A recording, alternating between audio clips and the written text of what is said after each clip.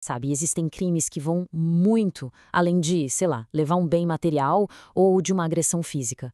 Hoje, a gente vai fundo em duas categorias de crimes que atingem o que a gente tem de mais fundamental: a nossa dignidade. Então, fica a pergunta, né? O que transforma um ato criminoso em um ataque direto à dignidade de alguém? Olha, não é só a violência pela violência. O que está em jogo aqui é a intenção de humilhar, de quebrar o espírito da pessoa, de mandar a mensagem de que ela vale menos. É exatamente isso que a gente vai desvendar agora. Para começar, vamos falar de tortura. E olha, esquece um pouco aquela imagem que a gente tem de filme, sabe? A lei aqui no Brasil é bem específica sobre o que é tortura, e é nisso que a gente vai focar. A lei é bem direta, olha só. Tortura é impor um sofrimento físico ou mental intenso. E essa pequena palavra ou, gente, ela muda completamente o jogo.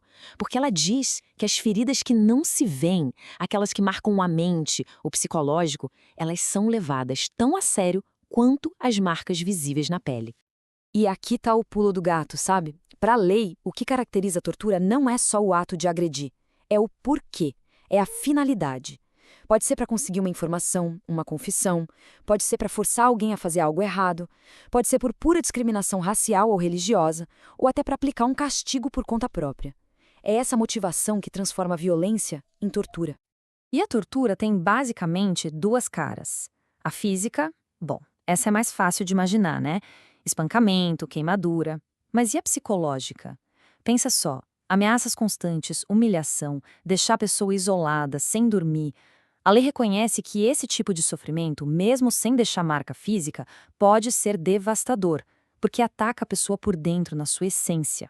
Ok, agora a gente vira a página e entra no segundo grande tema, o preconceito. Vamos ver como é que a lei brasileira lida com esses atos que, no fundo, racham a nossa sociedade. A principal arma da lei contra o preconceito é a Lei 7.716. E ela é ampla, viu? Ela criminaliza a discriminação por causa de raça, cor, etnia, religião ou de onde a pessoa veio. No fim das contas, a mensagem é bem simples. Todo mundo tem direito a ser tratado com respeito. Ponto. E o legal dessa lei é que ela não é abstrata, ela vai direto em situações do nosso dia a dia. Na prática, o que isso significa? Significa que é crime negar um emprego por preconceito. É crime impedir alguém de entrar numa loja, num restaurante, de matricular o filho na escola, de pegar um ônibus. A ideia é proteger a dignidade da pessoa em todos os lugares, em todas as situações da vida em sociedade. E para mostrar que o negócio é sério, as penas não são leves, não. Por exemplo, negar um emprego por causa de preconceito pode dar até 5 anos de reclusão. Isso deixa bem claro que, para a lei, discriminação não é uma coisinha boba, é um crime grave. Mas é importante lembrar que a lei não é uma coisa estática, parada no tempo, né? Ela evolui, ela se adapta. E agora a gente vai ver um caso fascinante de como o judiciário brasileiro interpretou a lei de um jeito que expandiu a proteção para muito mais gente.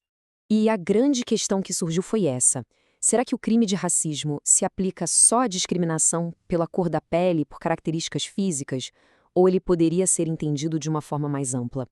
A resposta que a Justiça deu a essa pergunta foi, sinceramente, transformadora. O momento-chave foi em 2019. Foi nesse ano que o Supremo Tribunal Federal, o nosso STF, tomou uma decisão que mudou as regras do jogo na luta contra a discriminação no Brasil. E o ponto central da decisão é esse aqui. O STF entendeu que atos de homofobia e transfobia se enquadram no conceito de racismo. O que isso quer dizer na prática? Que a partir daquele momento, a mesma lei que pune o racismo desde 1989 passou a ser aplicada também para proteger a comunidade LGBTQIA+, de atos de discriminação. A chave para entender essa decisão é o raciocínio por trás dela. O Supremo não olhou para o racismo só do ponto de vista biológico, da cor da pele. Ele olhou para o racismo como um fenômeno social, ou seja, como um sistema criado para oprimir, para diminuir certos grupos que já são vulneráveis na sociedade. E ao entender isso, fez todo sentido estender a proteção da lei. Tá, mas depois de ver tudo isso, o que fica? Por que, no fim das contas, essas leis são tão importantes? Olha, essas leis sobre tortura e preconceito, elas não são só um monte de palavras num papel. Elas são verdadeiros pilares dos direitos humanos no nosso país. São como um escudo criado para proteger a dignidade de cada pessoa contra os ataques mais covardes e desumanos que existem. E para fechar, fica aqui uma provocação. A gente viu que as leis existem, elas são fortes, mas ter a lei é só o começo, não é? O grande desafio é como a gente faz essa proteção que está no papel virar a justiça de verdade, no dia a dia, para todo mundo. A questão fica no ar para a gente pensar.